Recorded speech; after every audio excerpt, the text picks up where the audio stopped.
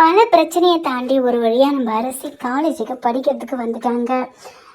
College பார்த்ததுமே மயிலுக்கு எவ்வளோ பெருசியா காலேஜாக இருக்குது, நானே இதிலேயே படிச்சிருக்கலாமோ, இதை பார்க்கும்போது எனக்கு படிக்கணும்னு ஆசை வருது அப்படின்னு வளர பாண்டியவனை, ஏமா நீ இதில் தானே படித்த, மேற்கொண்டு படிக்கிறியா, படிக்க வைக்கணுமா அப்படிங்கிறாரு.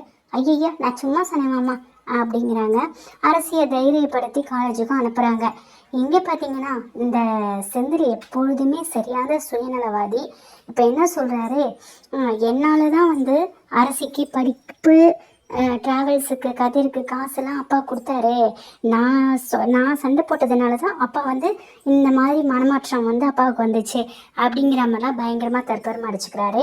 இதனால் கோமதி என்ன பண்ணுறாங்க, அவர் வாயில் உப்பள்ளி கொட்டுறாங்க.